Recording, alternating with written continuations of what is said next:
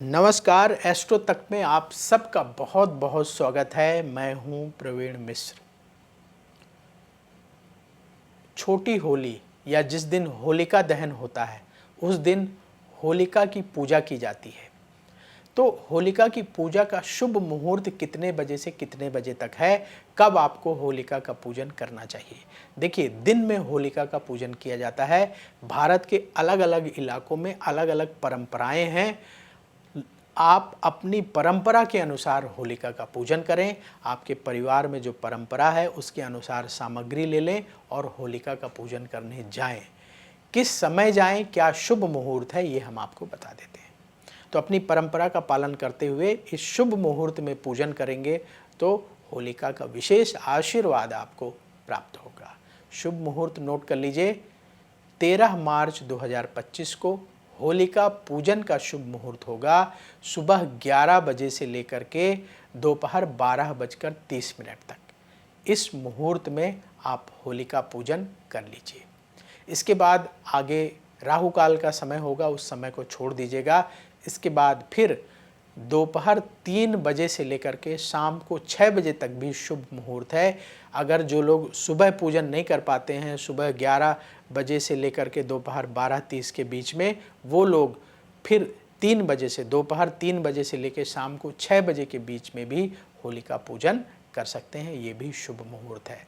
तो इन दो शुभ मुहूर्त में आपको होलिका का पूजन करना चाहिए। और कैसे पूजन करना है? जो आपके परिवार में परंपरा है, जैसा आपके घर परिवार वाले करते आ रहे हैं, आप अपने घर के बड़े बुजुर्गों से सलाह लेकर के उसी तरीके से पूजन करिएगा। और जो आपके परिवार में सामग्री अर्पित की जाती है होलिका में, वही सामग्री आप अर्पित करिएगा। बहुत सारे इलाकों में परंपरा है कि गाय के गोबर से बने हुए उपले, नारियल, पान, सुपारी इत्यादि सामग्री होलिका में अर्पित की जाती है।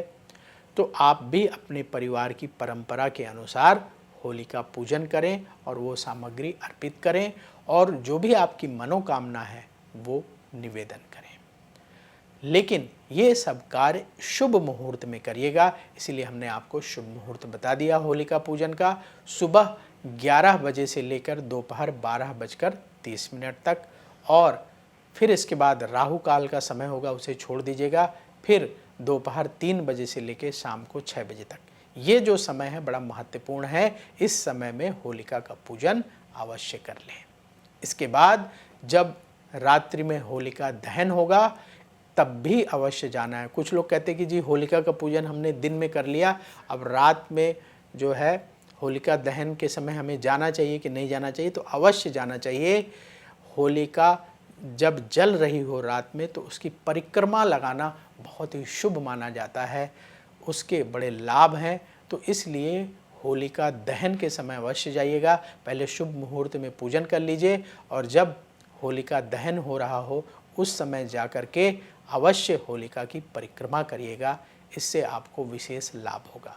देखिए, साल भर में एक बार ये पर्व आता है, लेकिन जो लोग इस पर्व को पूरे नियम से मनाते हैं उनको डिप्रेशन नहीं होता है, उनके जीवन में जो बहुत सारी परेशानियां हैं वो दूर होती हैं और एक नई ऊर्जा, नई उमंग की प्राप्ति होती है।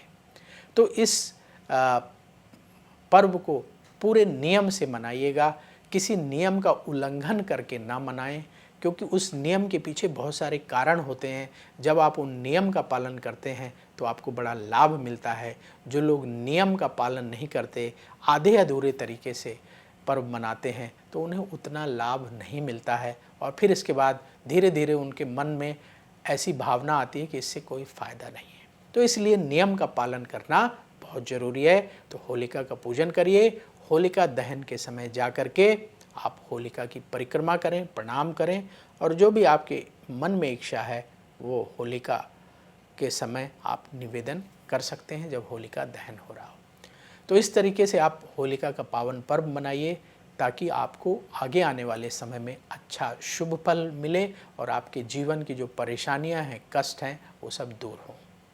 तो वक्त हो चला है विदा लेने का। आप सबको होली के पावन पर्व की बहुत बहुत शुभकामनाएं।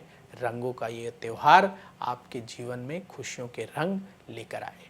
तो होलिका पूजन का शुभ मुहूर्त ज़्यादा से ज़्यादा लोगों तक शेयर करिएगा ताकि वो भी शुभ मुहूर्त में पूजन करके लाभ उठा सकें। मुझे दीजिए अनुमति, देखते रहिए एस्ट्रो तक। बोलिए भगवान विष्णु की जय।